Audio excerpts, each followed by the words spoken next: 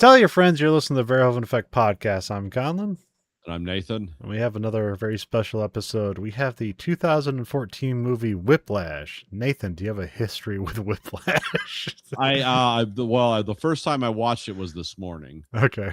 But I always knew this as the movie that abusive sports dads that live vicariously through their sons would like, well, that this guy in this movie, like he had the right attitude. It's like, oh, clearly, yeah, obviously that was the point of the movie. Yeah, I always saw clips of this movie, and then like I know, like people are going to take the wrong thing of it. They're going to think the J.K. Simmons character is cool. It's like he's right. It's like no, he's just an abusive moron who thinks greatness is achievable through, I don't know, just like pressure, I guess. Well, yeah, because this is like a sports movie that masquerades as a music movie. Yeah, exactly. Because I don't know anything about jazz. No. Before watching this movie, during or can't after. even tell you if they do good jazz in this movie. Yeah, don't know. That really wasn't the point. It was just a psychological drama. No, I think probably this movie is more psychologically accurate to Marine Corps boot camp than probably Full Metal Jacket. Where everything is just a psychological no-win scenario. It's like try harder. It's like why? It's like I don't care if what what you're just try harder. And then like, okay, did I succeed? It's like no, now try harder. It's like, is there a point to this? It's like, no, I'm just fucking around. Yeah, it definitely is it definitely was a movie that excused a lot of bad behavior. Yeah. And now I have no experience with jazz or the U.S. Marine Corps, but I do have some firsthand experience with the shitty sports dads. Yeah. And it's like, oh yeah, they gravitate to this. Just like people thought, Bobby Knight was a great leader. So sure he was, clearly. Yeah. I mean, he did have a winning record, but it's not like his story isn't like, well, it's really about the friends you make along the way. Yeah. No, it's about being a megalomaniacal asshole who tries to destroy everyone who comes into his view just for the sake of doing it. Yeah. Well, I mean, it's disguised as no, this is about art or sports or whatever. Yeah, because the thing about Bobby Knight is that he was self-serving. Yeah. Like he had winning teams. He is his students graduated. You could say that's a good thing about it. Yeah. But I can name one fucking player he coached. Isaiah Thomas. That's the only fucking player I know that he coached that went on to some form of success for his entire career. So apparently, like, going to play basketball and be a better basketball player was not what's happening around Bobby Knight. Yeah. And I mean, I'm sure there's lots of like side road coaches and stuff that came out of that. And maybe some good did come out of it. But the overarching thing that people remember, people that look at it rationally, like the way I look at it, is like, well, he was just a bad guy who had some brilliant like insight into how to play basketball. Yeah. But it was always about how can I build a taller statue of myself. There was no team in that. And you can tell me I'm wrong, but it's like, no, I've run into people like this before on a bigger and smaller scale. They always suck. They always end up alone, and they always end up angry. And it's because everyone else is a failure. This is such an archetype. And this movie makes it seem cool because this is like the best bad guy character actor of the era. Is J.K. Simmons. Like, and this movie's like 14 years old now, but it's like, this is still the best guy to play this role. It's the only person that's going to give that role the depth where it's like, oh, I kind of like this guy. And it's like, no, he's a monster. Yeah, it's a great performance of a terrible character. Yeah. It's like, it's a fascinating thing. But people who have no sense of value of themselves or don't understand how real power dynamics work, they'll see this and be like, oh, I'm going to be this in every aspect of my life. This guy has inspired me. And it's not what the director meant. It's not what the writer meant. It's not what the movie was about. But nonetheless, that's why I get this like, oh, this is the bad dad movie of the 21st century. And this also also cross pollinates with like psycho nepo babies, where it's like they don't know how to do anything, but they're in charge of people, and they just demand perfection because they don't know how to do it themselves. and like if they achieve anything, they can claim credit for it. Yeah. Where it's like in this movie, presumably the J.K. Simmons character is a good musician, but we're not sure. Yeah. Why Well, is he teaching? like I said, for a movie about jazz, I gained no appreciation of jazz. I saw no one enjoying jazz. Yeah. No one was enjoying music in this movie. It seemed to be a form of torture. Yeah. Um, Well, also but it's also like clear that like music is like the drug of this movie, and yeah, he gets lost and addicted to drugs. yeah, That is music. So because it starts out where it's like the Miles Teller character. It's like, oh, this is like, plucky, you know, plucky kid from nowhere, self teaches his way to the top, and then and then meets some friction along the way, and then he also himself becomes a narcissistic asshole yeah, yeah. in service of nothing other than himself. So.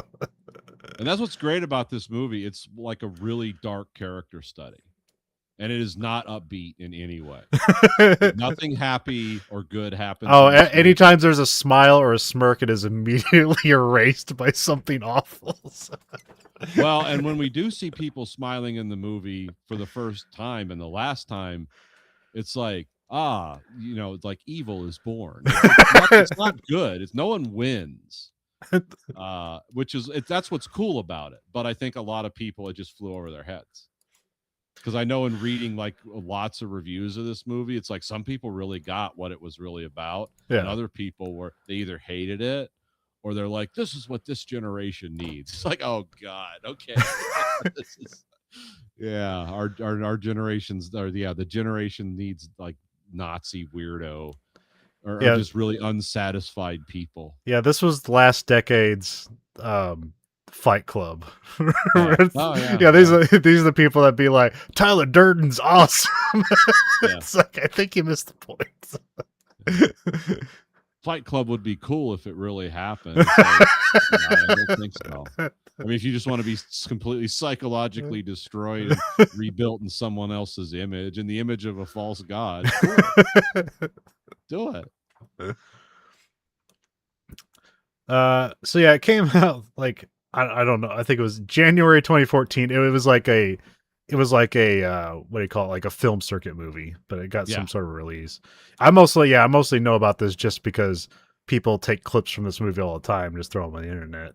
It's like, oh yeah, this seems like a good movie, but like the scenes always seem like this is also really intense and this character is awful, and I don't think I want to reward this movie by watching it because people are going to take this the wrong way. So yeah, oh yeah. Made for $3 million. Yeah. Well, yeah, it was weird. It's based on a short where J.K. Simmons plays the same character, and then the Miles Teller character is played by somebody else who has the last name Simmons and isn't related to J.K. Simmons. Oh, okay.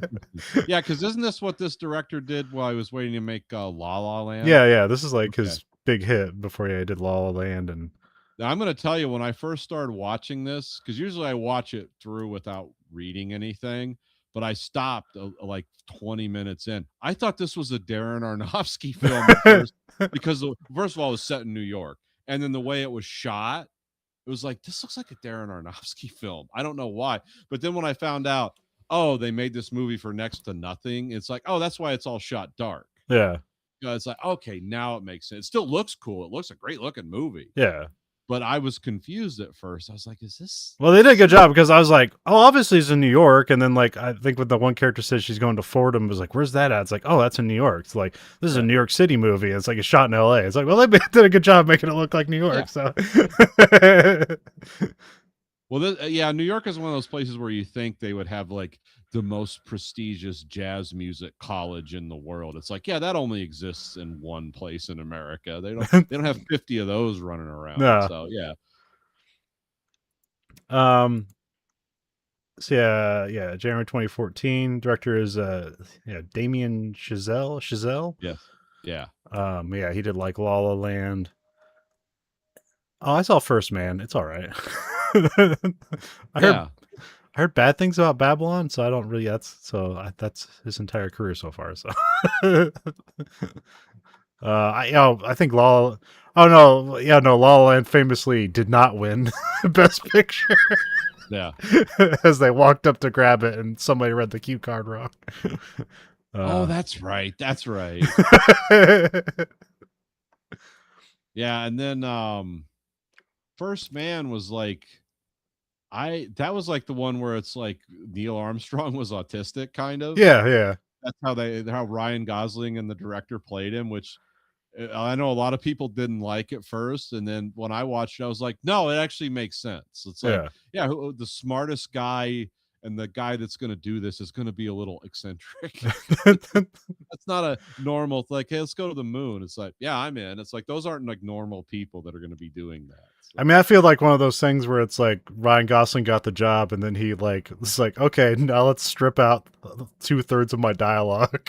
Yeah, It just probably want to made it better. stare into the middle distance a Yeah. lot because that's acting to me. I'm the guy that can do it that way. See, So when this follows up, his kid dying or what? Isn't that what happened? Yeah, he's like, there's like a child death in the movie that kind of like yeah, influences the rest of the movie. It's like, why does he seem kind of distant? So it's like, I don't know. I think it influenced the rest of his life. Yeah, yeah, Because that was funny. Like everyone knows who Neil Armstrong was. 'Cause he died like, a couple of years ago, but everyone like, yeah, he's the first man on the moon. It's like, what does anyone know about him? He's like, oh, he's not a public figure. He doesn't want to be bothered. It's yeah. like, oh, that's interesting. This is written by Damien Chazelle, and yeah, he did a short movie, about this. It was also called Whiplash, which I haven't seen that. I probably could have found it, but Yeah. which that's always a weird thing because it always seems like short films don't necessarily lead to like film directing careers, but sometimes it works out. So Yeah.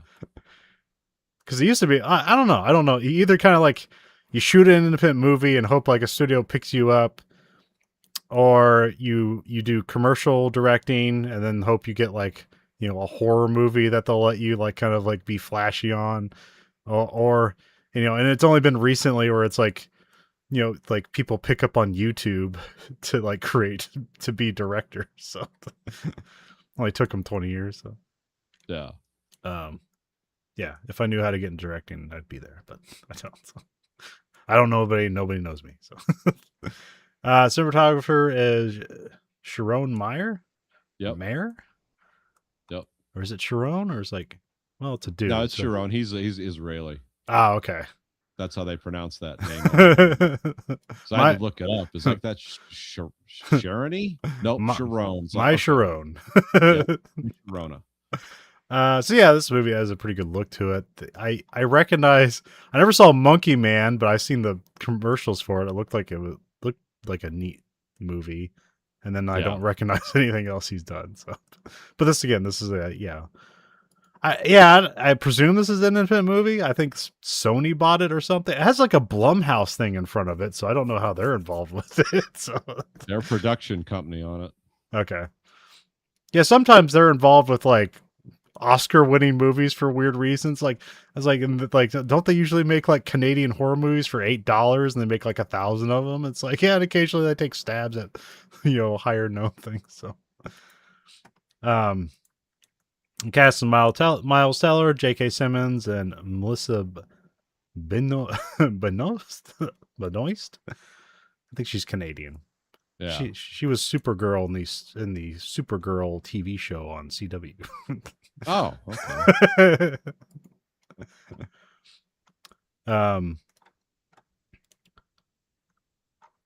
So yeah, we'll just get into it. We got Act 1. We have like progressive drumming with a blank screen and just Whiplash on the titles. Yeah, have no idea if that's a real song or not. Yeah, no, it was. Okay. Yeah, this is called Big Band Jazz. Yeah, that's what they're trying to recreate. And yeah, it was. I think it was Hank Levy was the writer of that. Okay. And there's all kinds of stuff like when you look that up, like what is that and what does it mean? It's all kinds of like weird, and I do not understand music, so yeah, it's like the timing and sequencing of it is incredibly difficult. Yeah, it was like kind of written at like odd pacing and stuff. Yeah, And I don't. Yeah, it's like, oh, okay, yeah, that makes sense. Yeah, it's like this is an 8/16 scale or whatever. And it's like, Yeah, okay, yeah, it was whatever. something like that. I don't know what it means. I don't I only vaguely understand 4/4 scale, and I think that song like "Everybody Wants to Rule the World" is in like a weird like 8/15 scale or something like that. Like da na na na na na na na na na. um. So yeah, we get Andrew played by Miles Teller. Which yeah, he has a weird career. It's like you know who he is. Weirdly, Maverick isn't one of his top 4 films on his filmography. I was like, he was in that, right? It's like, yep. Yep. But yeah. I mean, he's good. I don't know. It's just he has a weird career. It's like you just know who he is, but he's never necessarily like. And he's like stars in movies. I don't know. He has, I don't know. It kind of seems like he has an up and down career, but he seems to be a good actor. So. Yeah. Oh yeah. He's practicing an intense drumming sequence. Then we get Fletcher, played by J.K. Simmons, walks into the practice. It gets intense as like Andrew apologizes, and it's like, so I don't know if he's supposed to be there or not. Or I don't know whose drum kit this is or what's going on. Yeah, this is what I call like Fletcher's human no-win scenario, because he'll like tell you something and it's like, did I tell you to do that? And it's like, he's like, yeah, or you do something because it's implied, and he's like, I didn't tell you to do that. It's like, yeah, but you implied, but because that's like his method is to see how far you can push somebody. So yeah, he's or the human Kobayashi Maru. Yeah, they were trying to make Kirk, but then Kirk just cheated the system to become the Great One. So yeah. No, but the point of the Kobayashi Maru is to handle like failure, not to like win the no-win scenario. Yeah, Andrew's confused and let down by the encounter because they set him up as like, oh, they immediately set up the dynamics here where like Fletcher's like the person you want to impress the most because he's like the least impressed by of anybody, or he's looking for greatness. We don't, yeah. And I was like trying to think like even for like the drumming side of it, it's like the most famous drummer I know is like Neil Peart, and I don't even know if like in the circles here if he's a good drummer compared to these guys or not. Like I have no idea. So. What drummers do you know, Nathan? I know like Lars Ulrich is a drummer, and he's like resoundingly thought of as a bad drummer, but he's like the main driving force behind Metallica. So. Yeah, Phil Collins. Oh right, yeah. Comes to mind. I'm actually really impressed with that because, like I'm not a good drummer, but like once you like drum and have like, get some limb independence, the idea of like singing on top of that seems completely impossible. I'm trying to think of who else I know. Ringo was a drummer, right? Yeah. Also not thought of as good. The guy who did the Foo Fighters. Oh yeah. Dave Grohl. He's a drummer. Yep. And then of course the famous who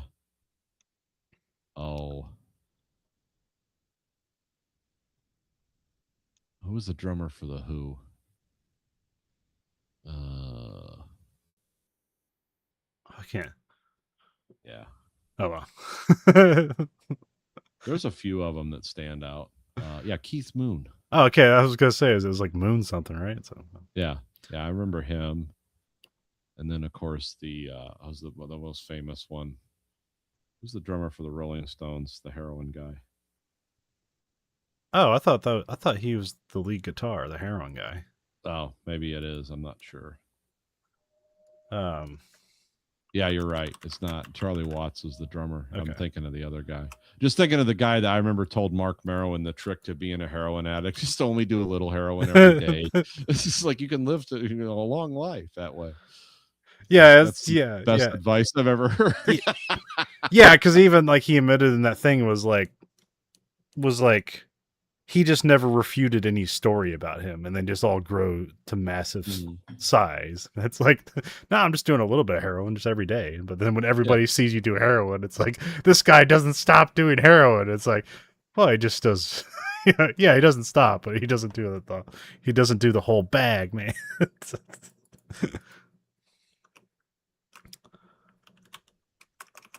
And then and there's some drummer for Motley Crue, which again, I don't think he's a good drummer. He's just a famous drummer.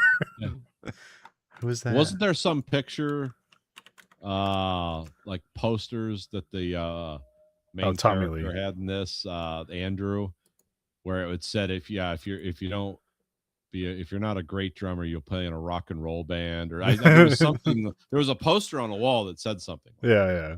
It was with all his his CDs of the best drummers in history. They're all the jazz type drummers, and I don't know if any of that's true, but no idea. But I mean, this definitely feels like a. What do they call this now? They call it, oh shit, what do they call it? Competency porn. Oh yeah, okay.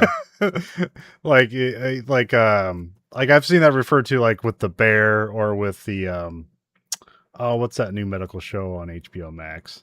The Pit.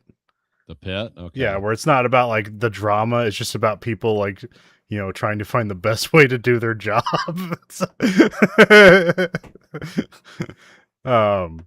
yeah, it struck me as kind of that, like that. Because like the thing with The Bear is like, it's like The Bear is almost kind of like the baton handoff to this movie, where it's like what they learned is that style isn't good, but they still impose it on themselves, and that's not good either. So it's like, we can grow together. This doesn't need to be like a shouting match or life and death all the time. Which I still haven't watched the last season of that. It seems too important to just like watch casually. So, but I always forget like The Bear has like weirdly paced seasons where it's like, oh, this episode's 45 minutes, and then this episode's like 22 minutes, and this episode's like 17 minutes. So it's like, it's not like an hour drama. It's like whatever time it needs to be. So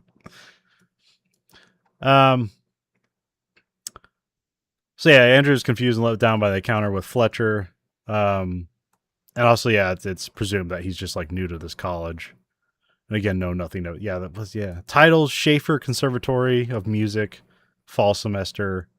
This is just a made up music college, which again, I don't know. Like, I don't know the prestige of music colleges, but when we get to the dinner later on, it's like, what are you going to do with that with the rest of your life? So, yeah. It's like, what are the job opportunities? And like, I don't know. Yeah, I think this is supposed to be like some kind of funhouse mirror of what's the really fancy one, Juilliard or something. Yeah, because it's set in New York, and that place is from New York too. Yep. But yeah, there is like those like, like here it's the Lincoln Center, like the band they want to try to get into, or like it's like, it's going to be the rest of your career or whatever. And so like there are like these institutions that if you get a job there, it seems like, okay, well then the rest of your life is set, but then the rest of you are going to be tortured by a lack of success or whatever. But again, I don't know that stuff. Maybe you go to New Orleans, like they have like jazz bands at like restaurants and stuff there. Yeah. Andrew walks the night. It's like a city college because you can see like all the high rises and like the school's just like pressed amongst it or whatever. And again, I was like, oh yeah, this is New York, right? And then like looked up, shooting location is just Los Angeles, which was probably what helped get the cost down. So oh yeah. Because we talked about that with Nightcrawler, where it's like, well, when everybody lives in LA, it's easier to just like wake up, go to work, and go home. And it's not as stressful when you're like, oh, we're over like the middle of some desert to shoot this sci-fi show. Yeah, we're in like New Zealand, 20-hour plane flight away. Andrew goes to the theater, watch a movie with his dad, Paul Reiser, which is like, again, it's I like, was surprised to see him in this. I yeah, didn't think he would be in this, and he does a good job. yeah, Playing he's the been, yeah, key that, dad. yeah, he's been doing this for a while. Like, he's probably one of the better parts of the like the last season of The Boys, where he shows up and he's like this interesting character with like empathy and a dark history. It's like, Yeah, oh, he's good at this, and yeah, and it shows that he's been doing it for a while now. So, yeah. Wasn't he like the good bad government guy in the Stranger Things? yeah, yeah, Like he was the guy who ran the secret lab, and at the end he was like, "Yeah, we kind of screwed this." yeah, yeah, He yeah, was like not a hateful character. yeah, He yeah. wasn't as evil as the guy who played who was supposed to play Marty McFly but didn't. Oh, I thought you were talking about Matthew McConaughey. Wasn't Matthew McConaughey in that? Was he the evil one? Matthew Modine, I Oh, think. Modine. Yeah, yeah, not Yeah, McConaughey. he was Yeah, the really, really bad guy. But Paul Reiser was kind of the director of the institute, and it's like, yeah. yeah, you know what, kids, you're right. This was kind of a bad idea. Yeah, you caught me. We're closing it. We're closing it up. Which, yeah, yeah. It Maybe always the like, whole gateway to hell isn't a good thing. which Paul Reiser has an interesting career because it's like you probably like, especially if you knew him from the grew up in the '90s. It's like, oh, he's like on like oh, what was that show? How? Mad About Yeah, You? Mad About You. Yeah. And it's like, yeah, that's what you know him for. But then also he's this great villain, corporate villain in Aliens, and it's like that's some range there. And then he just seems to kind of disappear. And now he's back to play like, the father with a dark past that's gonna hug you. He's gonna play that character again, I heard, in the in some of my Aliens lore Oh yeah. universe that I follow up. Yeah, they're gonna do like I think it's a comic.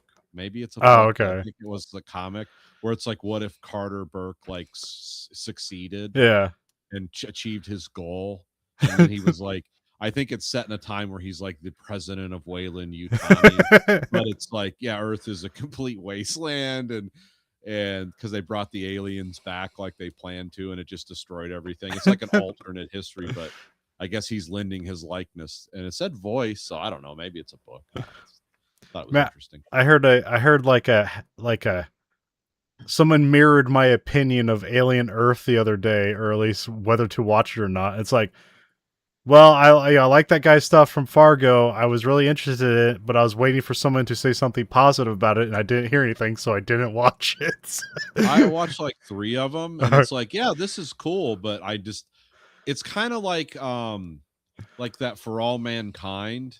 Yeah. Like you talked about it a lot. I watched like a season of it, and then I was like, I don't know. It just never clicked with me.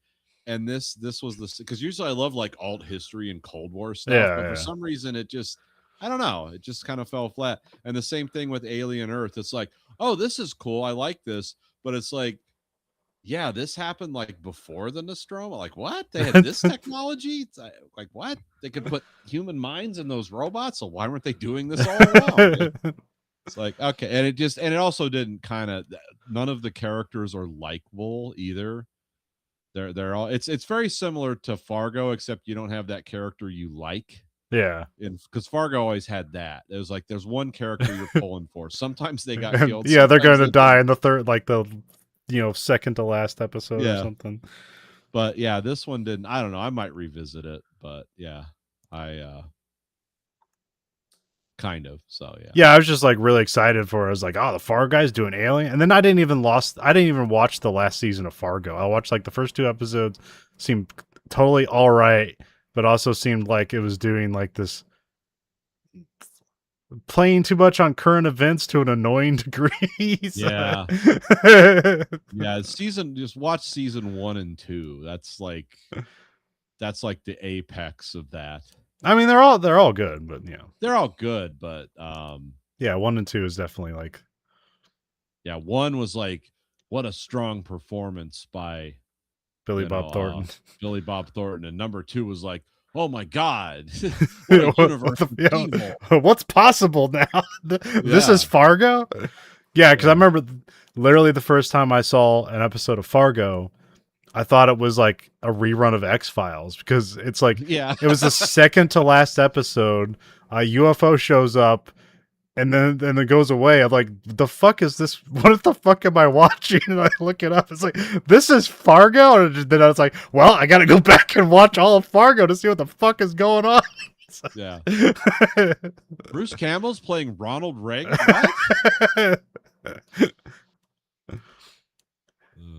What? Yeah, so he goes to the theater to watch a movie with his dad. They make raisinette popcorn. I've heard of Whopcorn too. You take Whoppers and throw it in the popcorn.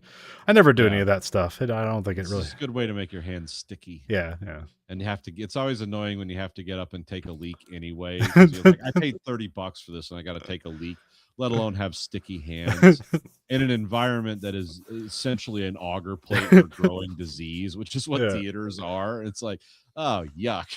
But yeah, I've seen this technique before. The other one I've heard, which I haven't, I think maybe I tried once, and I was like, it's fine. It was wasabi pea and popcorn. Like, you just pour those in there. Oh, yeah, that would actually be good. Yeah. But it's kind of nice here because, like, Andrew and his dad have a moment. Yeah. Where he's like, oh, don't you want any of the, right? And it's like, no, I just eat around it. Yeah, which is because he loves his dad. Yeah. Like, I eat the popcorn. Yeah. Like, good moment.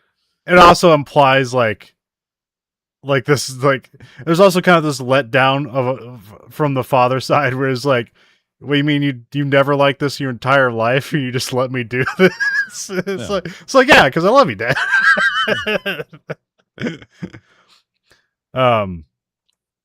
Which will be a good juxtaposition for like the last moment with his father. Here's a hug. It's like, how about greatness? Yeah. Andrew goes to his dorm. There's like bassy hip hop playing, which I don't know. It's just there. Yeah. Because like I don't know. Like I think because at one point he's like taking his bed out of his room, which presumably he's just like practicing drums in his room, which I imagine would just piss everybody off. So yeah. But in this movie he never has any friends, so maybe that makes sense. So. Well, also a music school, they might have the rooms insulated, assuming that like people were doing that. Yeah. Maybe they're soundproofed. I don't know. I mean, they got like I have a drum set that's just like a nice electronic drum set, and it's essentially a silent drum set. You can put the headphones on, and then it'll make the drum sounds when you hit the pad in your earphones, but it'll always just sound like a little thud to the outside. Which those things get pretty crazy. I got like a drum kit and like the drum, what do they call it, like a drum engine or a drum head or something like that. No, a drum brain. I think that's what it's called. Okay. And I got like a cheap one, but you can get like a fucking $50,000 drum brain and it'll sound exactly like a drum kit with like the whatever cheap drum kind of like pads you want to put on it, but it'll sound awesome. So yeah, it is kind of amazing because there's like this little like rim around one of the drums, and it's like you can kind of like pound against it and you can kind of like roll stuff on it, and it seems like, I wouldn't think that'd be possible. So, but also I'm not a drummer, so I don't know how a real drum set sounds like. So I just wanted to like, you just kind of have that everyday rhythm that you try to do, and then when you sit there and do like, when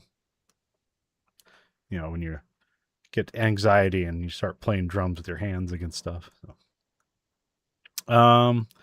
The next day, the class assembles. Andrew's like an understudy for the main drummer.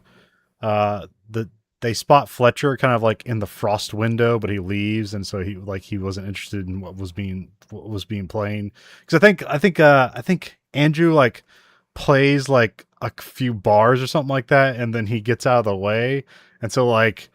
Whatever he was playing, that's when Fletcher like came to the door, and then when he was not playing anymore, he left. So, oh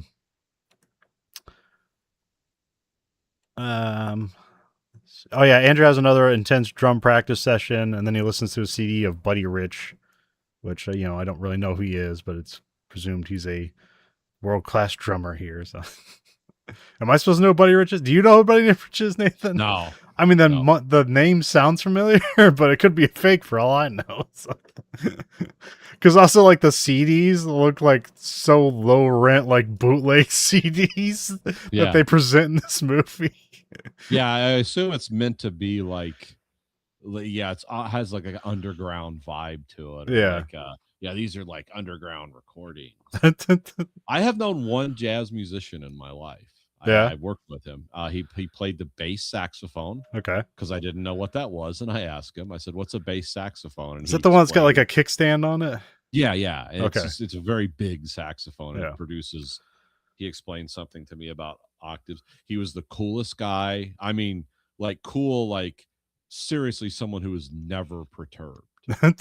He met all the stereotypes. He was also an electrician, and he was just like a really neat guy to talk to about almost anything. I mean, I didn't really, I'd never met someone like he went to college to be a jazz musician. I'd never met a professional jazz guy, but of course, he was making ends meet being an electrician at the plant, and then he died in a car accident, which is like, well, that's terrible. But I actually knew a guy who was deeply involved in like Detroit jazz scene and stuff. He was a cool guy, and it's like, yeah, he's all the stereotypes of what you think a jazz musician was, except he wasn't a heroin addict. He was, according to everyone, an excellent electrician too. He could just really read how to do the schematics, and I was like, yeah, I'll bet, because he can read music and stuff too. So it all kind of went together. But then, unfortunately, I guess died in a car accident, which, yeah, I've known about 3 people that's happened to. So Yeah, when I took one of my college computer programming courses, the guy who was the head of the computer science um like told us that like he was a musician in college in like the 70s, and for some whatever reason they found out like, hey, there's not like a whole lot of music jobs out there for you, and we have this new like computer science thing picking up. And for some reason they found out, for whatever reason, like musicians translated to computer science in a oddly like one-to-one situation where it's like, okay, if you could do music, you could do computer programming. okay, Because the thing that always like caught me off guard about computer programming is it's like nothing. I thought it was all math. I thought it was like, oh, it's just like high end math, and you got no algorithms. It's like, no, it's like like learning a different language. So yeah, you just gotta know how to talk to it. So, um, I always thought of like computer programming as like spelling. yeah.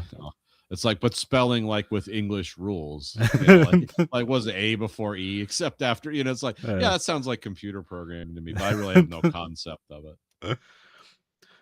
I was very bad at it. I can look at code and like, oh, that's what's going on. And but then when I went to write it, it's like, why isn't this working? It's like, syntax error. The fuck are you talking about? I hate this. But then also, like, some of the best programmers in the world, they're not the best coders in the world, but they know how to like cut and paste code from other code. Yeah. Like, this bit will work here, this bit will work here, and then we're good to go. Some people can build the bricks and some people can stack the bricks. Yeah. Okay. Whatever that, I didn't create that. I heard that somewhere, and I still don't know what it means, but like, yeah, it's okay. Yeah. I love it when things, very complex, dense things that require massive amounts of human experience and intelligence are explained in like 5 words soliloquies. It's like, I feel better now. I too am smart. It's like, no, but yeah. Andrew's in a play session again with Mr. Kramer. This is kind of like, you know, supposedly one of the junior classes teachers or whatever. So he's not like, he's also like stopping people when like they're not playing right, but he's not like yelling people down. Like, he's not calling them assholes. He's just like, no, let's start again. Yeah, because this is like Andrew's like freshman year at this. Yeah. Thing. So yeah, he's like a brand new student or newer student. Yeah, and I forget, they keep mentioning like, I think Nassau or something like that, which I think that's a place in New York. But he says that's where Andrew and like, I think Fletcher gave a speech there, and that's where he met Andrew, and that's what convinced him to come to this school. So, okay. So like Andrew knows who he is, but Fletcher doesn't really know who he is. He just knows like, oh yeah, there was a kid there. So, yeah. There's always a kid there. Andrew's in a PlayStation game with Mr. Kramer. Fletcher bursts in the room and takes over the class. Fletcher pulls Andrew out of the class, presuming to be one of Fletcher's groups. Andrew has a wry smile from being chosen. Instead of that being the end of Act 1. Cut to Act 2. Andrew asks the cute theater worker out, Nicole, and she agrees after messing with him. She's like, never talk to me again. He's like, oh, I'm sorry. Yeah, because he pretty much has like, he does have self-confidence. It just becomes more psychotic as the story goes on. So. Well, it becomes a really self-destructive defense mechanism as time goes on. Yeah. It's like I'll meet aggression with like confidence, even though it's like clearly it's not the right path. This, it's dementing your personality. So, but here we have. No, this stuff really happens though. I guess the director of this movie, I did some reading about it. Like he was really into music, like drumming and stuff, or some kind of music thing. It stopped for him in high school because he really realized he wanted to make films. Yeah. But he said all the stress and pressure in this movie, it's like, no, this is like, it's based on personal stuff for him. Of course, nothing as intense as this. Yeah. But it's how he kind of felt. And you can tell too. Yeah. It's like they really do capture like the pressure that these people put themselves under and are put under. Although it's a weird like kind of snow globe around the two characters though, because like we see other characters like, go silent and have emotions, but we never like hear them talk. Yeah. like other than like it's like the Tanner character is like, it's like where the fuck did you put the music chart and stuff like that? And that's like the only other characters in the movie, and then everyone else is just background fodder or whatever. Which that's fine. This is more of a character study movie. It's not like we're not getting like we're not getting the Game of Thrones like what's going on across the world. No, well, it was shot in 20 days. Yeah, so okay. They didn't have like let's explore all these rabbit holes. Yeah. No. And it was shot for $3 million, which is like crazy. Andrew wakes past 6 a.m. because he was told to get there at 6 a.m. sharp. So he's like running to class. He's like tripping over things, takes a bad fall at like the end of stairs. But then when he gets there, nobody. I thought for a minute there, like, oh, did he break his hand? Is that going to be an element? No, it doesn't. No. It's like, okay. And then nobody's there, and like it's like, is this a test? Did he fail? And then he sees a schedule on the wall. It says the main band starts at 9 a.m. So then he just like sits in the class and waits for everybody else to show up. So it's like, okay, this guy, the Fletcher character is psychotic. He's just testing him for really no reason. Because like what? Yeah, because it seems like it's like he's just throwing random scenarios at him to see if he'll pass, if he can just like and maybe that's the thing is like see how he freestyles, and gets around it and makes it work. Because like there's sometimes like you see like, because like I can generate music, I can create music, but like intentionally create, I more accidentally do it than intentionally, and like I don't know. But you see like shit where like like somebody will be like, I forget who it was, there's like a guy, he's playing guitar, he's singing, it's in a band, and like just the top string just breaks. Yeah. And then he basically like does the math in his head, and then like, adjust, basically does the same finger movement, but just like up an octave to like simulate like the top string being there again, and just plays it that way until someone comes up and like gives him a new guitar. And it's like, just doesn't miss a beat, and it's like, that's fucking genius. Like that's real musicians right there. Like just no one. And that's always the thing I'm like impressed about too, just like, because these are jazz musicians, like serious and stuff like that. But then you think about fucking any like alcoholic rock bands, like they don't have fucking sheet music. So. Yeah. They're just doing all timing and sequencing. But then again, like what's presented in here, and I don't know if it's impressive or not, or real or not, where it's like, well, here's the same sheet music, but now it's in a different time signature for, one piece of the band or something like that, and that's probably where the real like complexity comes in or something like that. I So. did try to do some research on something I completely didn't understand like that, and like musicians react and explain to this. I didn't get any clear answers. Clearest answer I did get from one musician was like the statement I used earlier. It's like, this is a sports movie masquerading as a music movie, so it doesn't really matter. Like they're talking about real things, but they're not explaining the nuts and bolts of how it works in any way. It's just this guy's psychotic drive and how he can, what are the new and creative ways he can abuse the main character, and it's like that kind of just washes over everything. You do just understand, like, oh yeah, the timing and sequencing of some of these arrangements is incredibly complex, dense, and unusual. Like, that is true. I looked that up, but beyond that, it's not really important to the story, at least. Yeah, you just have to recognize it as impressive. So yeah. There's like fun YouTube videos. Like there's like there's like a company called Drumeo. I think that's where they sponsor like online lessons, and that's like my drum kit came with like a year subscription with their stuff, which I haven't cashed in yet. So good thing, because I haven't been playing the drums. I haven't played my drums in a long time. Hopefully that doesn't expire. But like they kind of have this thing where they will bring musicians in and like play them bits of a song that they've never heard. And it's crazy because it's like, oh yeah, this guy's like a jazz like drummer at like some school in like New York or whatever like that. Like he's probably at Juilliard or whatever, multitudes of music schools they have in New York City. And like they'll be like, oh yeah, and then somebody will know him personally and be like, oh yeah, he's never heard Smells Like Teen Spirit. It's like, what the fuck are you talking about? It's like, all right, whatever. And then they like play him bits of it, and then he just kind of picks up how he thinks where the song is going, and you see them basically, like without knowing where it's going, play the drums from Smells Like Teen Spirit with only hearing snips of the song, and it's like kind of amazing. And sometimes they just do little flourishes and drum fills that like aren't in the original song, but it's like they're doing this blind practically, so like what do you expect from them? But it's like pretty amazing and impressive to see that. So. Yeah, that is crazy. Hey, where do you think this would go? It's like, and you almost play the song. Yes, exactly. Yes. That's how do you do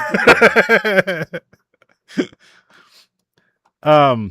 One thing I did, I watched, there's a few other things that are kind of like poignant, because now that we've been introduced to Fletcher and Andrew, Damien Chesel said, thank God J.K. Simmons isn't a method guy. Because he said that the scene, with the shoot schedule and how everyone had to be crammed to get, because it was like 15-hour day shoots. Yeah. And he said, if this guy went method with this character, it would have been a bloodbath on set. But they actually said this guy, he was so cool, he actually calmed people down between takes. Yeah. Because he kind of did the same thing that what's his name did, the guy who played Gunnery Sergeant Hartman, the famous Marine guy, that died a while back. Yeah, the Gunny, what's his name?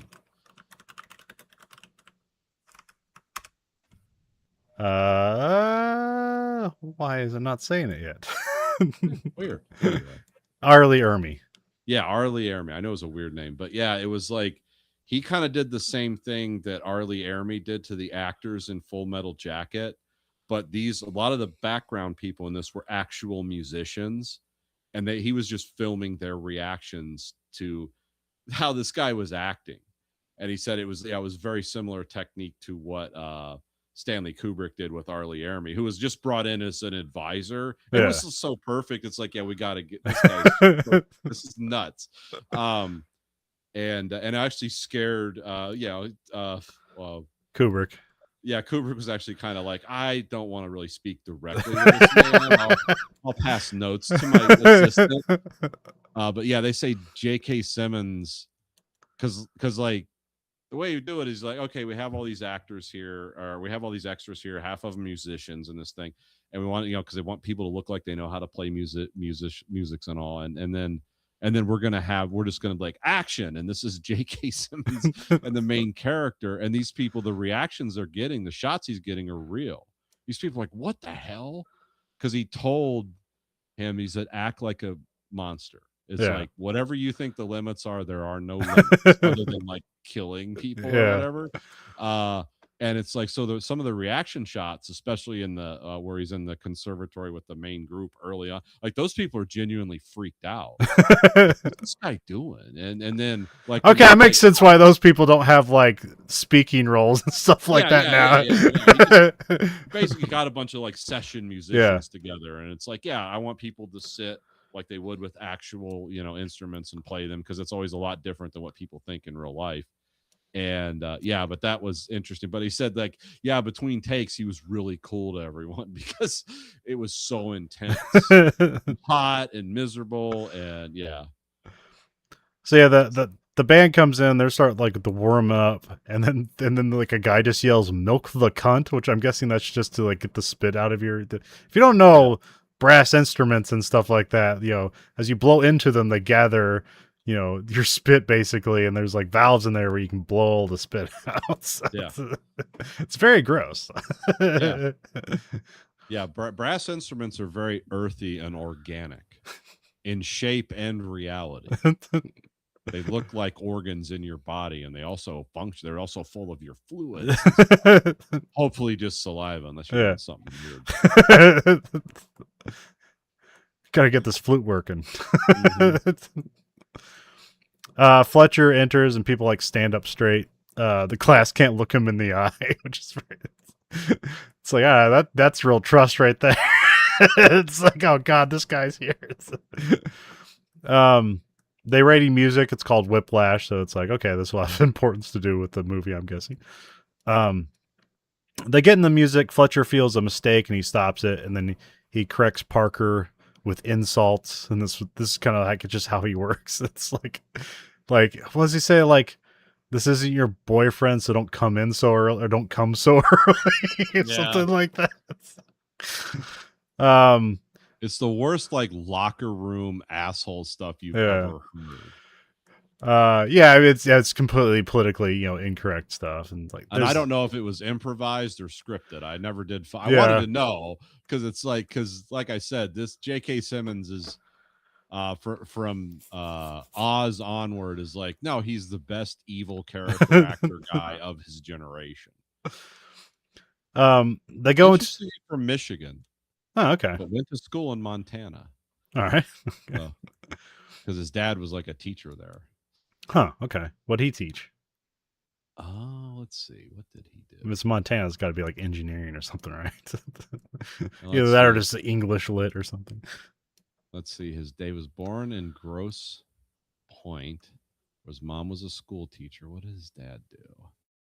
His dad is a music teacher. Interesting. Okay. He went to Columbus, Ohio, where he was a music teacher, and then he went to Missoula, Montana, and directed the University of Montana's music program. Huh.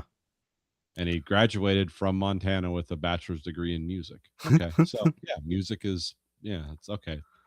That's why he seemed to know what he was doing a lot of the time. He's familiar with music. Fletcher tells him, and evil.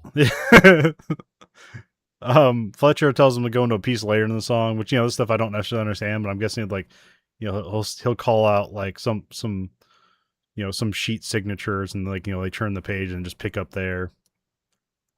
So I wasn't entirely sure. It's like, okay, is everybody turning the pages here? Do they need to know it intrinsically? Like, what's going on? It's kind of a combination of stuff. Some of the stuff would take too long to explain to people, so they just have it happen. So, because it's not important. What's important is that Fletcher is trying to find the out of tune player in the band. And Fletcher asks for them to identify himself, and nobody does. And then he goes through like each band section to try to find the player. And this is one of the clips that gets shown a lot, like on like Reddit and stuff like that, where it's like basically like a musical investigation. And then he focuses on like the shy overweight trombone player, and then he insults him a bunch. He's like, I need you to like, play in tune, not eat not eat a Big Mac or some shit like that. Some real obvious stuff. But so then he tells the trombone player to leave.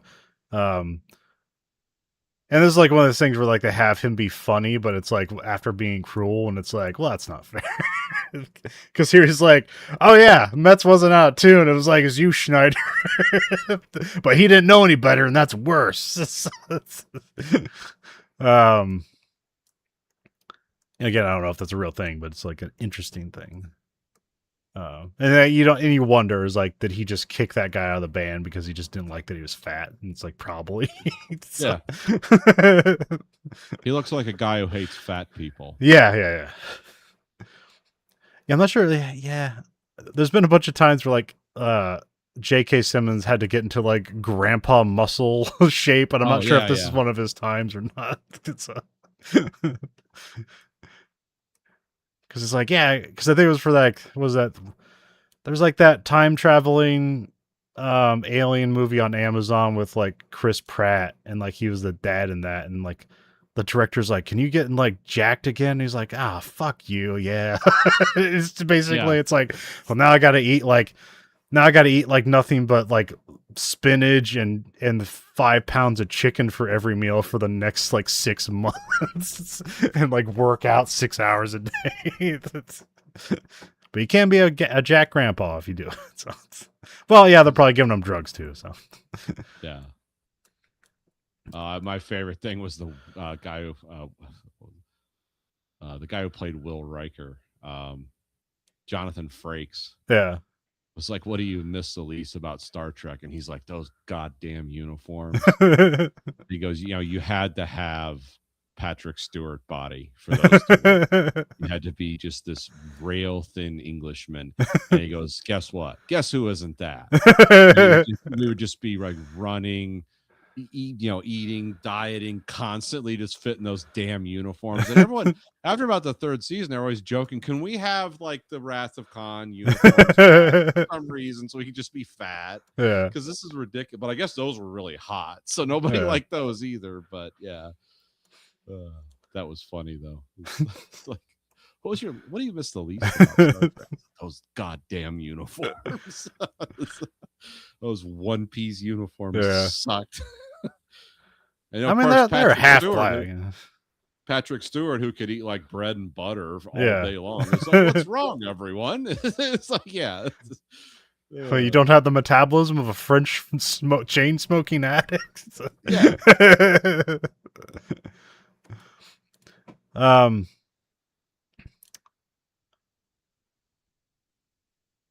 Was it Fletcher takes Andrew aside and like interrogate? Oh yeah, this is where he like talks about like, hey, you have any musicians in the family and stuff like that. And this where it seems like, oh, he might be a good guy. Maybe he just is like has like his teaching style is a bit rough, but he's actually a good person. And then like the next scene, you're like, was that all just complete manipulation? Like what? Yeah. But yeah, he says like, Andrew doesn't have any musicians in his family. Like his mom left, so it's been just him and his dad. And so, which she just uses that to be cruel to him. It's like, oh, mommy didn't love you, so now you can't play in tune. Shit like that. So. Just crazy stuff. Yeah. It's like, he's holding sharpened sticks in his hand. Yeah. So that's where like Andrew seems like hopeful because like, oh man, he's like connecting to me, but like it feels like a trap, which like, we're back to work.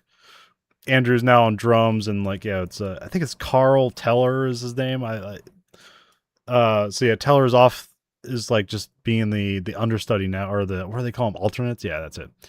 Yeah. Fletcher seems impressed at first until he spots like some flaws, or maybe he just wants to put obstacles in your way. So that again, like.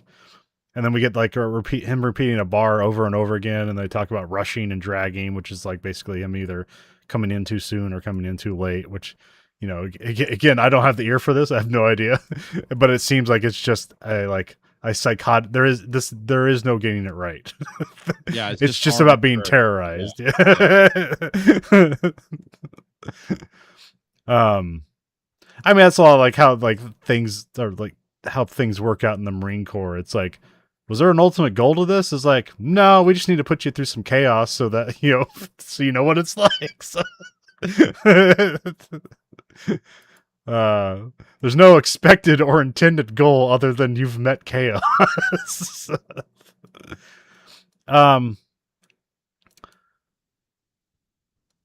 it seems like Fletcher seems to be like feeling his music is like, oh, he's getting further into it, but then he just throws a chair at his head, which I think in the previous scene is the previous scene where he talks about because they mentioned like one guy, I think it was a saxophone player or maybe it was a trumpet player, where it's like, was it like Charlie Parker or something like that, where it's like nobody knew who he was until like this guy threw a symbol at his head, and then he was like had the nickname Bird or something like that, and then we'll get a further Charlie Parker, the Yardbird. Yeah, okay. So it's like his superpower origin story is going to symbol thrown at his head. So like here he's just like, yeah, well, if that went the wrong way, someone could have been charged with murder. I don't know. Symbols aren't cheap, man. Also, if you hurl them at somebody's head, you can kill them. Yeah.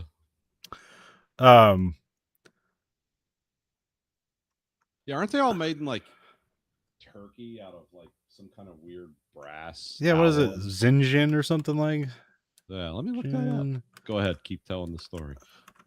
What does that come? Oh no, I need to know too. Oh. Well, it's the only one I know is Zinjin or what. I'm not even sure how you're supposed to say that. Oh, is there a wiki for it? I need country of origin. Come on, give it to me.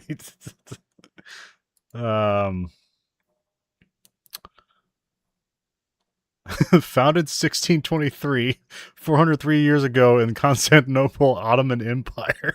Okay, wow. Headquarters is Norwell, Massachusetts. That's Zildjian. Yeah, I'm not sure how you say that. But yeah, it's very. Yeah, it looks like Zildjian or something. It's very. They were founded in the Ottoman Empire in the 1700s. Okay,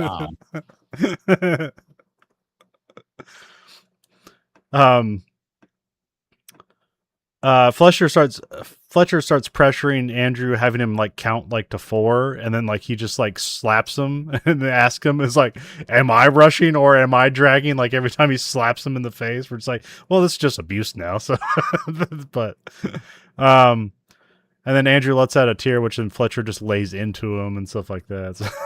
And he wants him to yell that he's mad and stuff like, again, like, what is this actually training other than just to create chaos and see if he gets through it? We cut to Andrew like sulks at his apartment a bit, but then he gets back to practicing on his own, and he basically like trains until he bleeds, which is like a constant thing in this movie, which I don't know.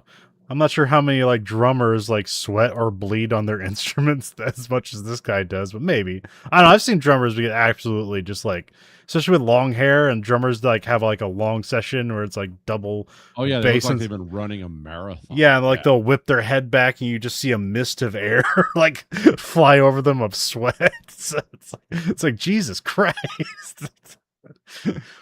Yeah, because I imagine out of like a rock band, like playing the drums is going to be the most like physically active things out of all the instruments.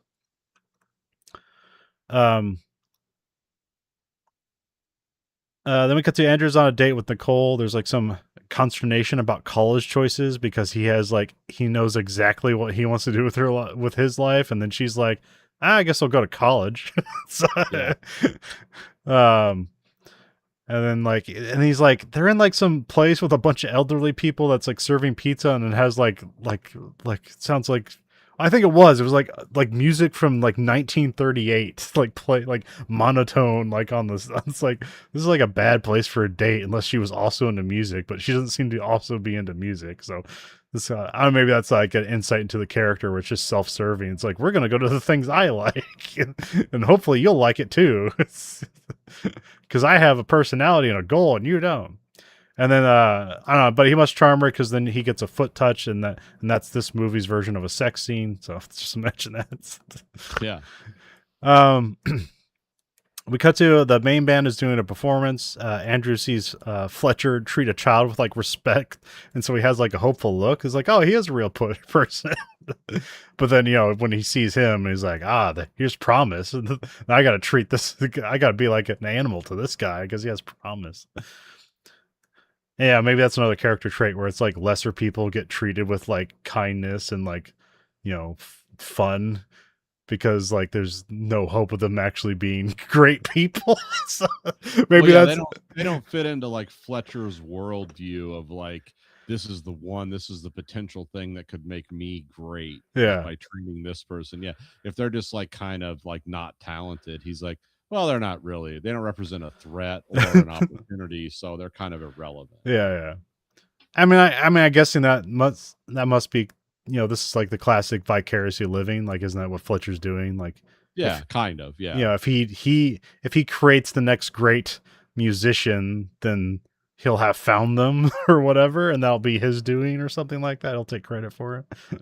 Yeah, that seems to be the track he's going down is like he's not going to be the greatest like player or whatever, but he could be like the guy who created the great, like that would be achieving greatness Yeah. through him. But he's also a guy who's like, I guess there were scenes shot that weren't put in the movie about like Fletcher at home, which is like a house that is so, or it's an apartment in New York, but there's nothing in it. Yeah. It's just like a chair. He's drinking some wine over a frozen dinner. There's no wife. There's no kids. There's no like intern. There's like, oh, what's his internal life? What's he like at home? It's nothing. Yeah. It's they didn't put it in the movie because it's like you already know this about the character. Yeah. Yeah. But they did film those scenes to kind of show that, like, yeah, this guy's completely. You could either say he's empty and his life is meaningless, or he found the actual meaning in his life, which is almost more scary than it's like, no, I choose this because it's like the thing about Fletcher is he's evil, but he's not like Hannibal Lecter evil. It's not just cruelty for cruelty. There's a point, and he does have emotions and feelings, but he has so warped his personality around. I'm going to create the ultimate, like jazz ensemble thing, or the ultimate jazz musician of whatever kind. He's given up his whole life to it, Yeah. and anyone else who doesn't live up to that standard is just useless. Well, there's a lot of characters kind of like this in a lot of Japanese anime, but there's always like a point in like, the second and third season where like now they're equals and like now they can Yeah, be friends. It's like that's not the case here. They're no, never going to be friends. never ends.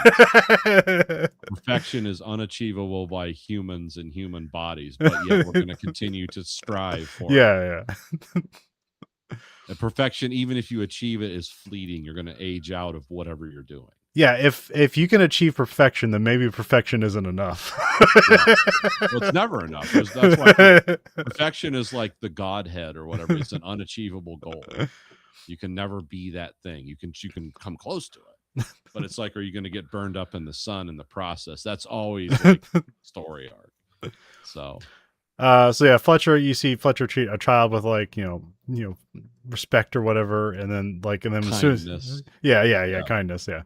And then He seems like a cool guy when he's talking to parents or children. Yeah. But then when he like goes in the room, it's like he takes a mask off. Yeah, once he gets in front of the band, he's just a monster once again, demanding perfection, brilliance, and originality. Yeah, and apparently Fletcher's reputation is on the line. I think they're performing for like recruiters for the Lincoln Center or something like that. Or I'm not sure. They're going to be in the audience. Yeah. It's basically like, yeah, this is a competition and it's really important that we win, but it's also like, yeah, your future could be determined here. Yeah. And these people don't forget, or it was something like that. Or maybe that was later on. That's sure. The last one when they say they don't forget. So. I mixed that up, but yeah. But like, I don't know, but also every performance, the Lincoln Center is a possibility, and they just kind of keep piling on possibilities at every new performance. Like, you could get this job, you could get this job. Well, because yeah, as like a modern cynic who's put one the only child I have through a college, it does make you wonder, like when you see people pouring it's like, oh, there's going to a fictional music conservatory in New York City. It's like, how much is that costing? And it's like, and what are these guys going to do with after this if they don't get a job like in one of the city like hyper specific niche band things, which are always just funded by billionaires, and Yeah. they don't make any money. It's just the buildings, everything is maintained through the largesse of patrons. Yeah. And it's like, yeah, it's like medieval painting funding. It's like, yeah, and I'm spending $500,000 to send my kid to this. It's like, wow, hope this play pays off. So yeah, they're like, yeah, Andrew's in the back room. He like looks away from a folder, which they admonish somebody for leaving a folder around. And he like gets some root beer. It's like almost like product placement. It's like mug root beer, get yours. Yeah. And he looks back and the folder's just gone. And like, you know, this isn't a mystery they ever like come back to or anything like that. It's just gone. It's like, but he like literally like, he looked left, looked right, and then it's gone. It's like a baby. So. Well, there's 3 competing theories on that, and the director has said it was left ambiguous on purpose. Yeah. There's 3 things that could have happened. The first one is, of course, a third party just took it and threw it away or whatever, like picked it up, not created anything. Terrence Fletcher took it to torment not only Andrew but his what's the other drummer's name? Teller. Tanner. Oh yeah, Tanner. No, Carl Tanner. Teller's the name of the actor. Yeah. Sorry. Yeah.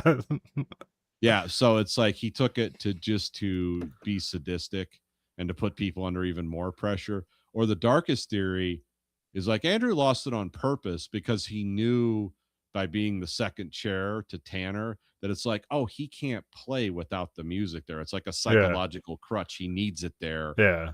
And it's like, which I like that one because it shows that like, no, he's becoming a worse person. Yeah. This is the input. But the director doesn't confirm or deny any of that, so you can't know. That's just the one I like. It's like, oh yeah, this is him becoming more. This is Andrew becoming Terrence.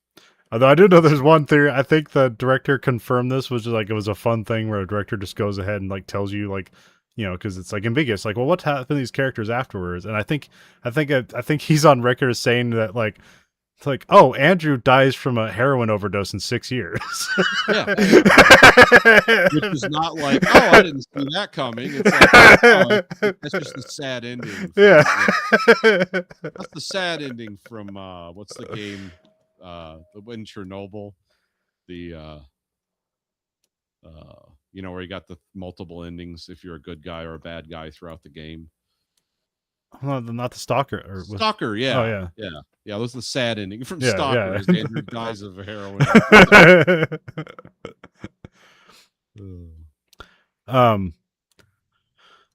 So yeah, they go back and tell Fletcher, and then Carl can't play without the music sheet, and then Andrew says he knows Whiplash by heart, and so he gets the seat. They go through the performance and they win first place, which then there's no like celebrating. It's like, all right, well, prove it again. Yeah, because Terrence is like, yeah, you did what I taught you. Good job. Yeah. See you tomorrow, cocksuckers. Yeah. That attitude. The next day, Andrew seems like he's like having a good day, but then like his classmates are very short with him. And it's like, get the fuck away from my folder, and like, yeah, and like stuff like that. So it's like, you know, it's like, oh yeah, he doesn't have any friends, which is another kind of clue that I think his classmates knew that he took it. Yeah, I don't know that though. I'm just kind of writing because it is the whole. Well, there's a great line from J.K. Simmons.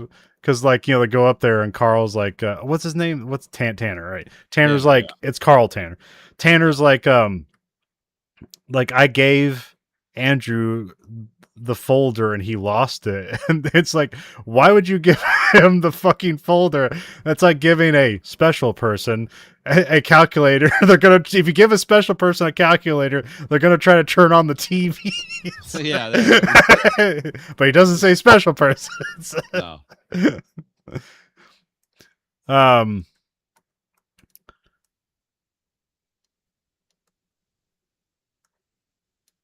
Here's where Tanner gets demoted to alternate in front of the class, which, you know, it's just like kind of a matter of a fact thing, and then he has to wait for him to like, you know, like insult him before he'll finally move. So, we cut to Andrew has dinner with his dad and family. Are these like aunts and uncles or something that's going on? I don't know who the hell these other people are.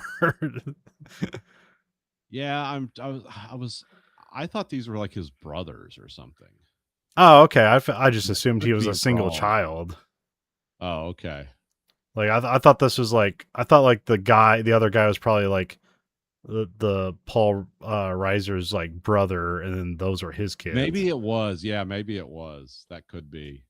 I saw him as like old. I thought they were older brothers, but you're probably right about that. But like they're trying to ask him about his accomplishments, and he's like kind of understating it. It's like, well, I'm first chair in the best band in the world. And they're like, Yeah. oh, okay. So does that bring in any money? And so he gets like very perturbed by that. And it's like, why are you like lofting like charms on these like like third tier college athletes that are never going to the NFL? It's like, why are they seen as successful but I'm not? Which that like this is the first time. Yeah, this is like a pretty like too quick to this character's turn, because like this whole like meal is very uncomfortable, but like it gets to the turn quick, so it's fine. Yeah. Everything in this movie is very quick. Yeah. But this is like, this is like immediately where it's like, oh yeah, Andrew is like not a nice person, and like you see his narcissism being brought forward as like, no, it's like, I'm going to be the best drummer in the world that's ever existed. And the world's going to burn down around me for it.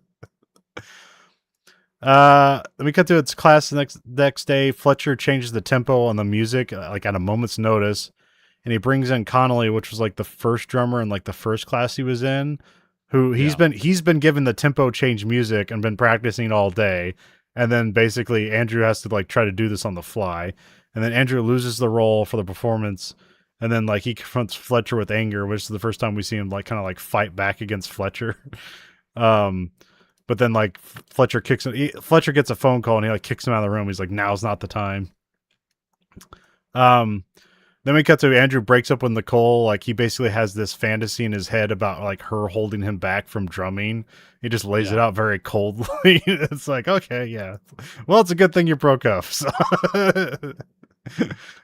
um, but yeah, this is just like, we're further making him the asshole. Which I don't know if it means like he's turning to Fletcher. It just means like, no, he's like throwing everything away for drumming. Like it's like 100%. We cut to he drums to like bleeding again, but he has like ice water prepared to like recover. He drums in anger, like wanting to kill, basically. Then we cut to Fletcher comes in slightly distraught. He puts on some music and talks about a struggling student. He went on to be first chair at the Lincoln Center, and then he died in a car accident the other day, and so he like shows emotion. We get kind of a slight role reversal here, where it's like, it's like we see Teller being like harsh to people and like trying to show the realities importance of like of music, or at least their greatness in music. And then here we see like Fletcher like showing emotion, but he's not going to be admonished for it. So they get in a new piece. I think this is Caravan, I think, because it's like because only two pieces I remember is Whiplash and Caravan. I think there's one other that they play repeatedly. Caravan's the one that sounds like the opening to like Cowboy Bebop. Yeah, it's actually a Duke Ellington. Okay. Yeah, so this is like this is like the big jazz era. They're like right before World War II. So yeah. Fletcher runs through all of his drummers, like searching for perfection. So we got like Connolly there, Tanner, and Andrew, and they're just like swapping them in and out. Like they fail, like basically like within which here it's just like they're not playing fast enough. Like it's not about hitting the right tempo. It's that they're at a tempo that's hard to achieve by human like physical possibilities. Like they need like they need to put like a they need to put like a drumstick on an angle grinder and like make like a Ministry album with it or something like that.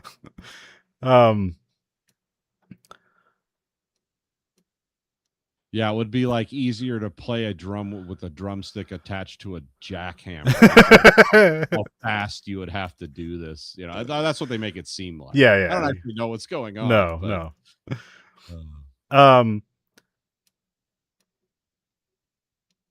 Yeah, and he like basically tells all the musicians to like take fives, like we're gonna spend all night until these drummers get this right. So at least he's like giving the other band members like some reprieve, but then they still got to hang around. So, and this is kind of like where we have a moment where like we see the other like band members and like they're just kind of like exasperated, but they don't get any dialogue. So it was like, oh yeah, we're just not really concerned about that. It's like they have emotions, but we're not getting their inner thoughts or anything like that, or their outer thoughts. So Yeah. Andrew is playing while Fletcher like throws a fit and he's like tearing pieces of the drum kit apart. It's like pretty crazy. And then at the end he says, Neiman, you earned the part. Like, alternates, do you want to clean the blood off my drum set? So, because yeah, now there's just the drum set's like covered in like sweat and blood, which I'm not sure if it's like all their bloods or just Andrew's blood. So, Yeah, everyone seems pretty wore out after this. Yeah. Yeah. Well, yeah, because it's like they're basically there for like 6 hours. I think it's like they end at midnight or something like that. So, we cut to the next day. Andrew takes a bus to the competition, but it gets a flat tire, and then there's no taxi, so he has to get a rental. And then he accidentally leaves his drumsticks at the rental car place. Andrew gets there and he has a big blowout with Fletcher when he gets there, where he's just like directly yelling at him. It's like, well, they're about to have a fist fight or something. Andrew forgot his drumsticks and he goes back to the rental place where he's like, first he's like, no, I just left him in the car. He's like, no, he left him at the rental place, right? Which I have no idea how far this rental place is. It seems like he's doing like 120 through like, school zones to get to this place.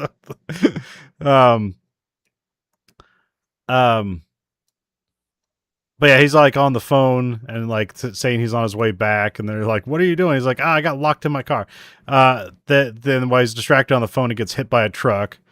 And then like he's crawling out, and it's like, well, obviously he's gonna mix the performance, but then like he just runs from the accident because like the place the performance center thing that they're at is just like they're just like right at an intersection next to it, so he just runs in there, and then he's just like covered in blood, ready to play drums, and then like Fletcher sees that and he like almost hesitates for a moment, or like he's like, well, is that enough devotion? It's like he doesn't know what happened to him, but he's like, this is like after mentioning like his students, like his former student died in a car accident, so like there could be a lot of like intertwining of things here. But yeah, they start going, but Andrew's just falling apart at the drums. He like drops one of his sticks and he's like trying to pick it up while still playing it, and it like just doesn't sound good.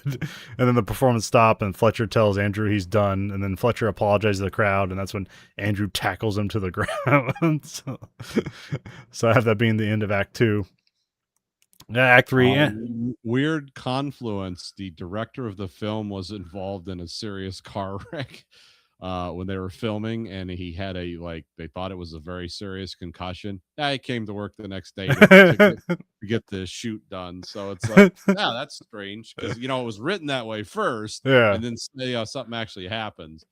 But then you realize like, oh, he's in Los Angeles. People getting car wrecks.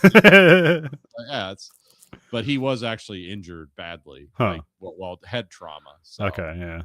But he did come back, and it's like, the fantasy mirrors reality sometimes. Andrew has a meeting with his dad, and like, I thought it was a school, but there's just like a lawyer that wants to get him kicked. Oh, it's the lawyer of Sean's parents. Yeah. Because like then she tells him like, no, Sean didn't die in a car wreck. He hung himself. Right. From the anxiety he got induced from working by being taught by Fletcher. Which he got because Fletcher lied about it. He knew that like, oh yeah, I caused that. Yeah.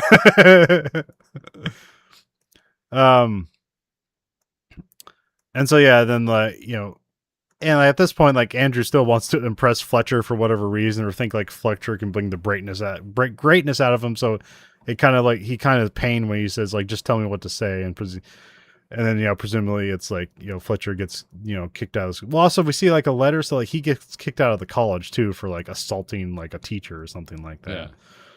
Which seems really like, the school's really not paying attention to what's going on. And we get titles this summer. Andrew watches movies with his dad from his like apartment or dorm or whatever. I'm not sure what's going on here. I think it's just a sad New York apartment at that point. Okay.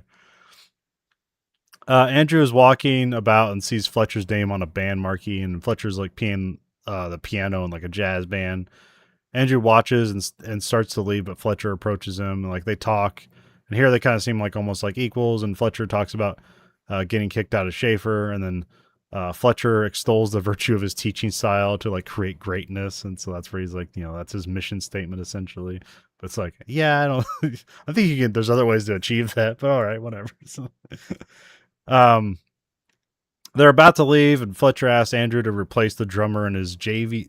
Is it JVC or JCV or JV? No, I think it's JVC. JVC Jazz Festival. And I don't know if I'm supposed to know what that means, or is that initial for anything, or is that like the company JVC, like like the VHS? That's company? what I was thinking.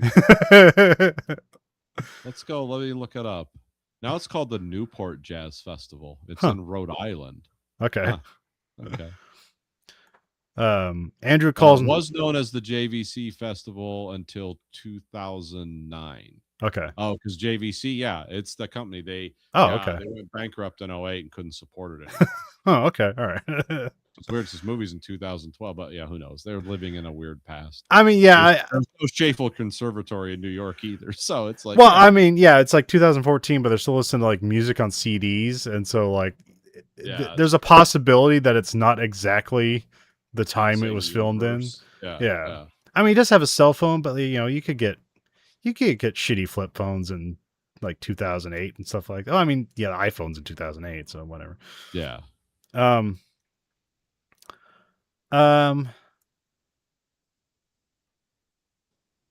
Yeah, Andrew calls Nicole and awkwardly invites her to the jazz concert, but she says she has to ask her boyfriend first, so that's like, oh yeah, she's not coming. So.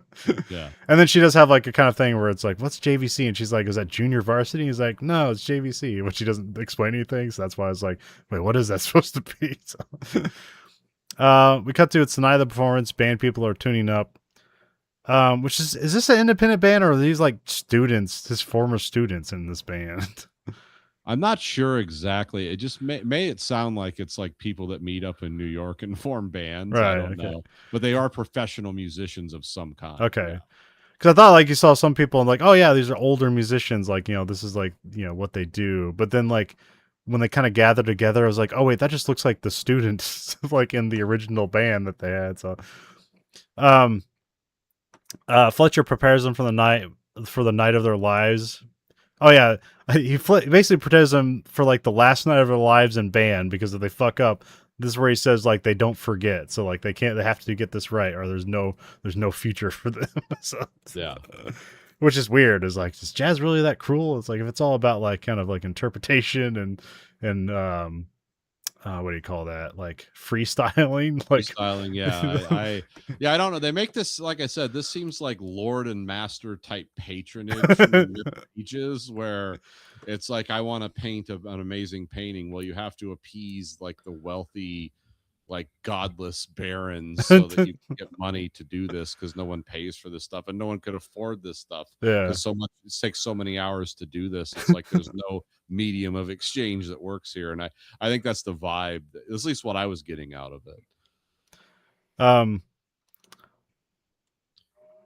So yeah, they and also they set up beforehand like, hey, we're gonna play some old standards or whatever, and so like, when they're kind of like seem like they're friends or whatever, and then they get up there, they're set up to play Whiplash, and then Fletcher comes up to Andrew and says, I know it was you. It's like, all right, I think he says, do you think I'm fucking stupid? I know it was you, just before they start the show. And then Fletcher introduces a new song that Andrew doesn't know, and he doesn't have any sheet music for it, and so he just tries to wing it, and then he fails.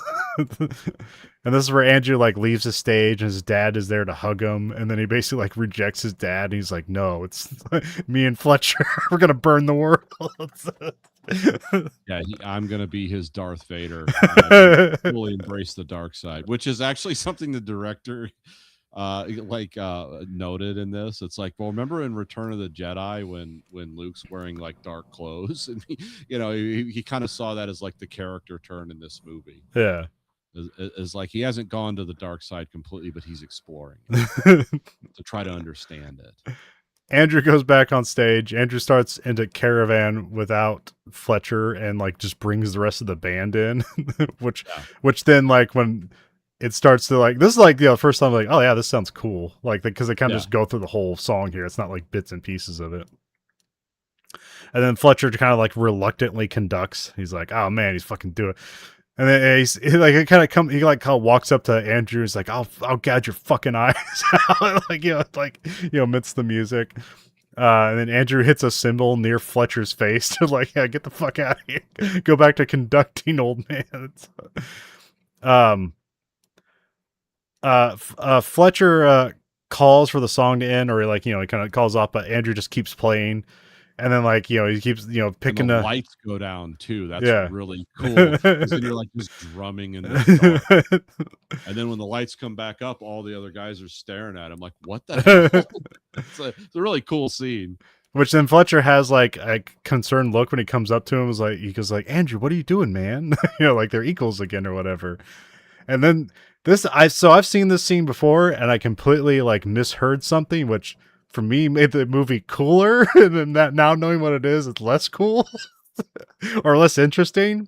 So he says, I'll cue you to Fletcher. Like, oh yeah, like, yeah. Okay, like, like you're going to pick up and then we're going to finish this. When I saw this the first time, I thought he said, I'll kill you. Oh. I was like, wow, this is awesome. What the fuck is this movie? This changes the meaning. What is he going to do with that?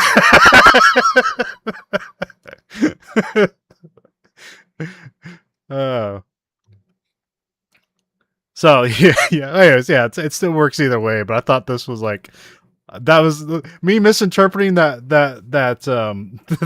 not lyric, dialogue made me think this was a way more interesting movie. I mean, still a good movie, but like, if he said "I'll kill you," that was like, what the fuck is going on in this movie? And just keeps drumming along like, we're doing it, buddy. And basically, Andrew's like destroying himself for the performance. Fletcher takes interest and like directs him. He kind of like slows it down and like to like, just like, like barely like, like 2 beats per second or something like that. And then he just starts picking it back up, and it's like a fury of drums, and then like, the band comes back in, and then I'm not sure if they transition to another song or if they're still just like winging Caravan at this point, but then no, it's always Caravan. Okay. Yeah. And then then they just credits, and like they still have Caravan playing over the credits, and that's the end of the movie. So. But it's the only time in this movie these two guys smile at each other. It's right at the end when he cues him to stop, or when he cues it and the music comes up and then they smile at each other. That's the only time that happens. Yeah, that's why it was way more interesting when I thought he said, "I'll kill you." Yeah, and they're smiling at each other. Yeah, it just cuts the credit. It's like, well, wow, what? What's gonna happen?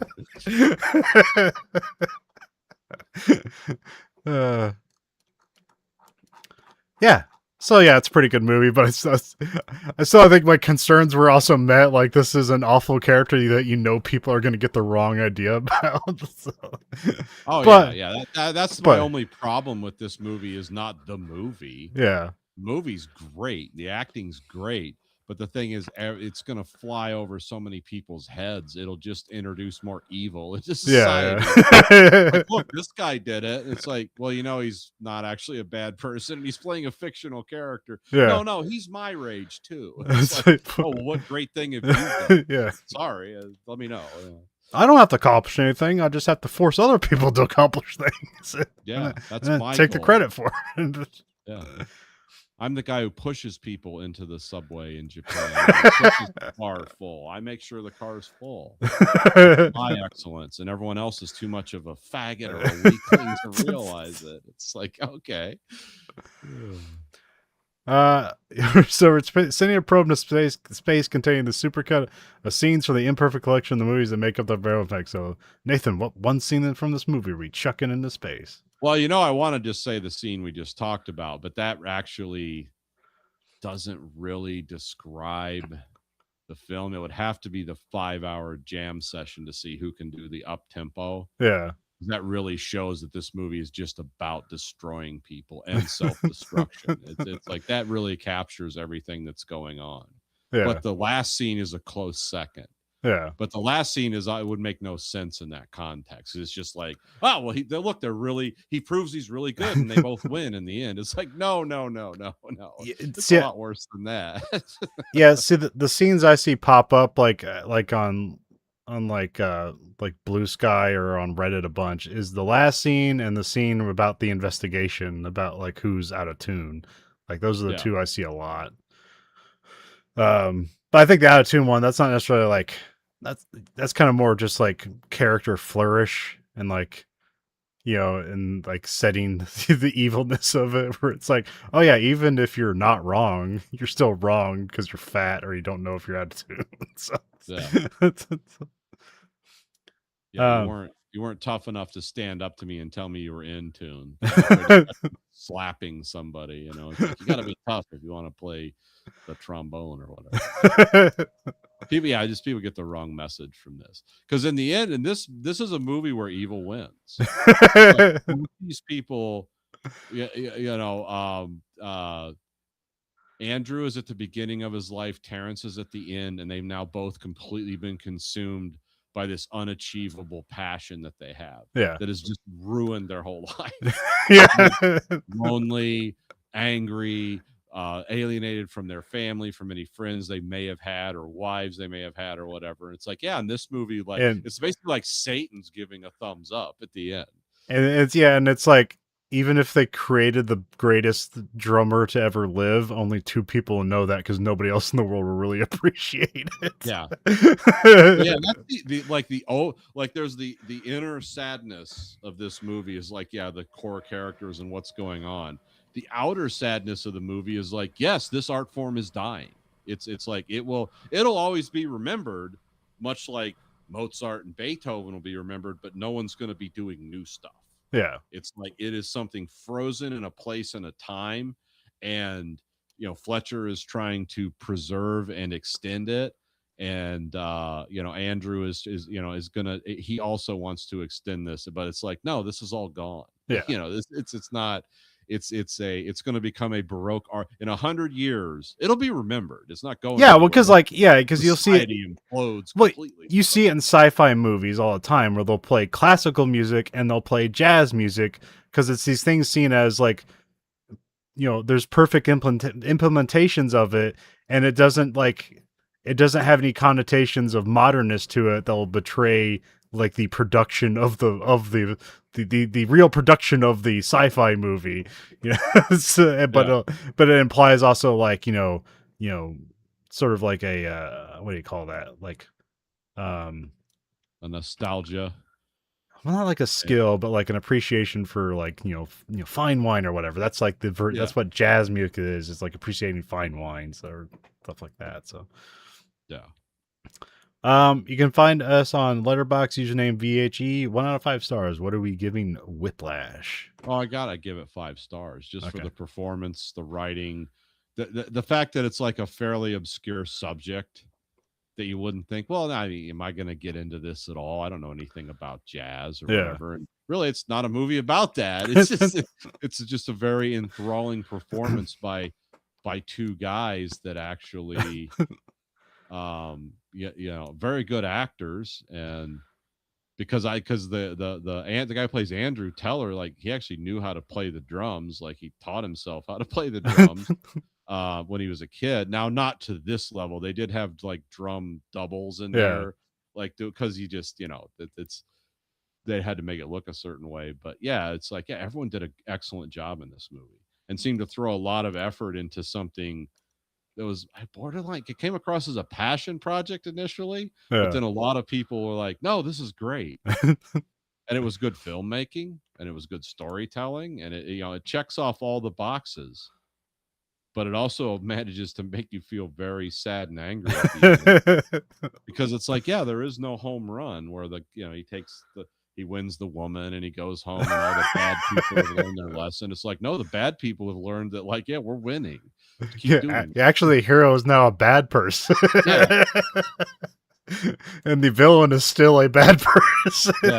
They learn nothing. And like I said, this idiot cross section of America that thinks cruelty is always fun and necessary. Well, they see this as a victory too. See, this proves everything I've said. Like, okay, well, this is fiction, sir. yeah. Let You me. can't really act this way and be successful and happy. And it's like, well, what about Bobby Knight? It's like he got fired from every job he had. I mean, I saw this. yeah.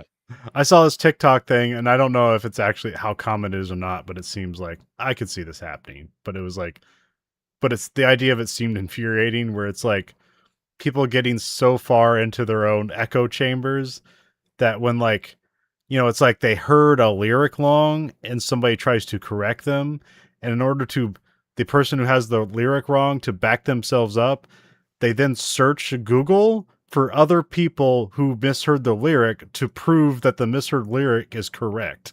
That's called science.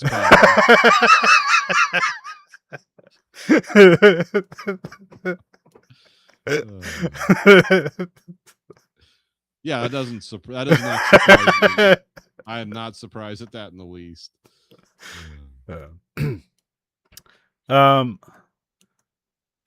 Well, you can find it, wherever you find Verhoeven Effect. You can find it pretty much anywhere that our podcasts are. You can rate our podcast whatever you want, wherever the platform of your choice. You can rate us whatever you want, but the only thing the algorithm listens to is the highest rating. So give us the highest rating, confuse the algorithm, make AI consider us.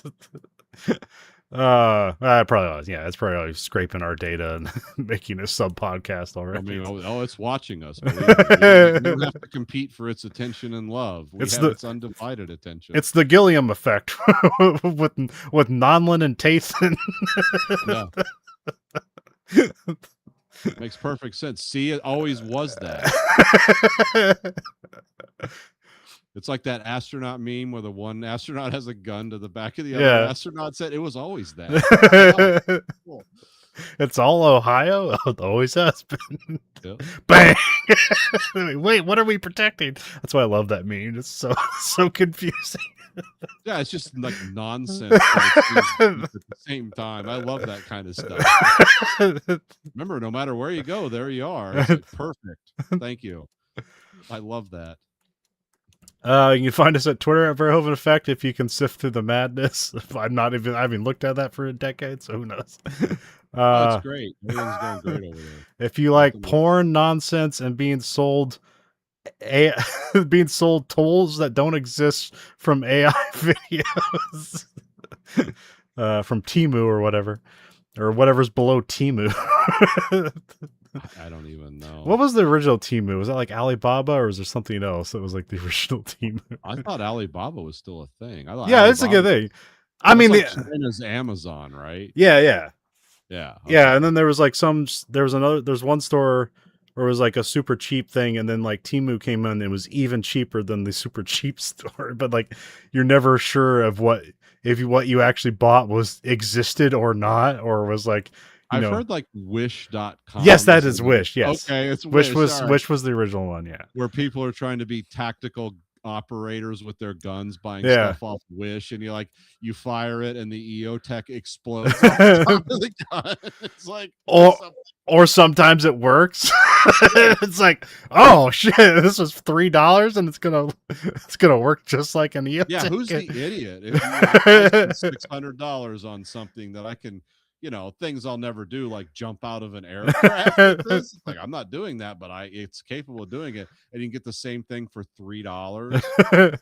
Or maybe you have to buy 15 of them to find the one that doesn't shatter when you fire the gun. Because I've seen like the fail videos on the people will put the knockoff flashlights on their Picatinny rails on their handguns, and they shoot them once and like the thing just starts flopping around, which seems dangerous and funny at the same time. You can find us at Blue Sky Social at Verhoeven Effect. You can find us at Facebook at Verhoeven Effect, and you can find us on YouTube at American Greed Factory and watch both this show and that show live and unedited. So for the Verhoeven Effect podcast, I'm Conlon. And I'm Nathan. Goodbye, America. That's the shortest one we've done in a while. Oh, that's sure will. Didn't feel short. Like an hour and